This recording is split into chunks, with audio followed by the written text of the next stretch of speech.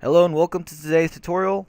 I haven't done a tutorial in a long time, and so I apologize, but today I'm going to be showing you guys how to add a watermark to your videos using Camtasia Studio.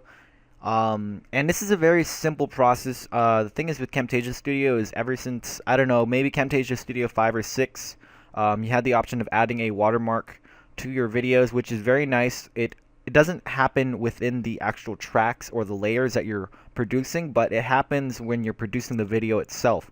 So when you produce the video, you have an option to either add players or change the codecs or even add a watermark. And the neat feature with Camtasia Studio is they give you it's very simple to add a watermark.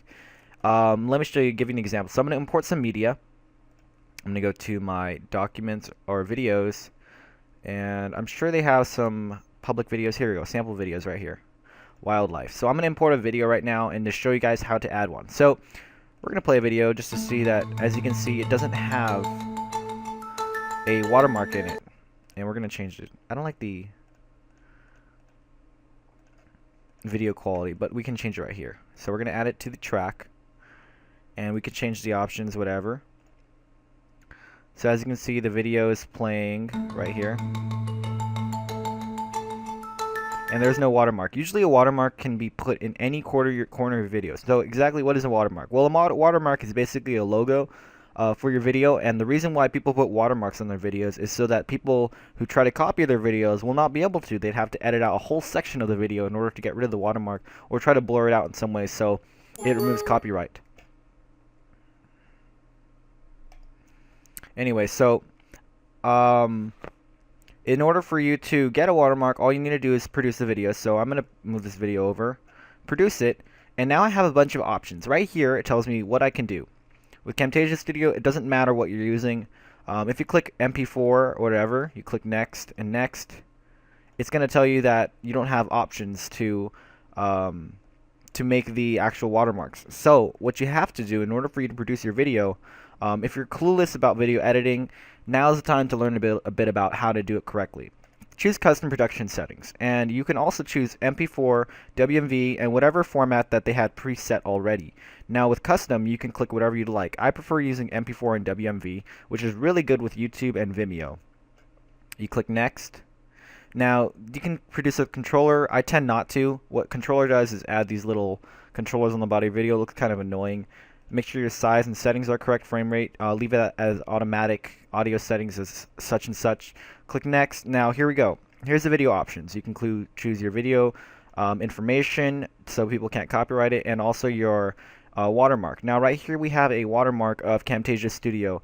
And in order for us to choose our watermark, we click the file opener, and now it opens the Explorer window where we can select where we want our watermark to come from. So we're going to go to our computer, my local disk, documents, Lightcast Studios, logo, and I'm going to choose my transparent watermark logo. Now as you can see here, whatever you have here depends on what kind of image you use. I usually prefer using transparent images, which are only PNG files. PNG is the only file type, I believe, that can read transparency. Otherwise, if you're using a JPEG image or a TIFF or a, whatever image you're using, they will have a white space in the background because it doesn't detect transparency. So make sure you have your image set to PNG, the file type. Now that you've had that, you can change your opacity to however deep or however light you want it. I like to tend to have it around 90, but I'm going to put it as 100% so you guys can completely see it.